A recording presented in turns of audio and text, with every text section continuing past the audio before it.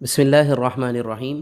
ہمارے ہاں تہجد کے وقت میں بہت زیادہ افراط و تفریط پایا جاتا ہے اور مشکل حالات کا شکار نظر آتے ہیں لوگ۔ کچھ لوگ اس پر اعتراض کرتے ہوئے نظر آتے ہیں کہ تہجد فلاں وقت میں پڑھنی چاہیے یا فلاں وقت میں پڑھنی چاہیے۔ تو اس سے متعلق چند باتیں نوٹ فرما لیں کہ یاد رکھیں تہجد کا کوئی بھی خاص وقت متعین نہیں ہے۔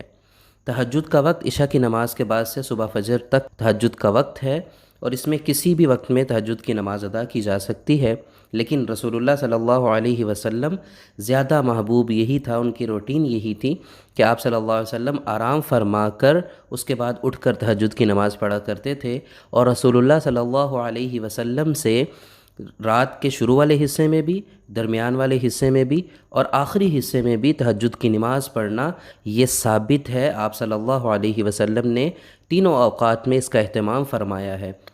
تو ایسی باتیں ہیں کہ تہجد جو ہے وہ اٹھ کر پڑھنی چاہیے، لازماً ہے، یہ فرض ہے، یا تہجد کا وقت جو ہے وہ دوسرا پہر ہے یا پہلا پہر ہے یا آخری پہر ہے، اس کو خاص متعین اور لازم کر کے اس کو سمجھ لینا یہ ضروری نہیں ہے، اس کی کوئی بھی حقیقت نہیں ہے شریعت کے اندر۔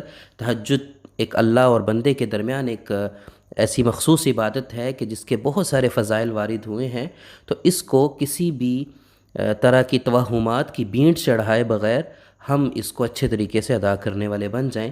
اللہ رب العزت ہم سب کو عمل کرنے کی توفیق عطا فرمائیں۔ وآخر دعوانا ان الحمد للہ۔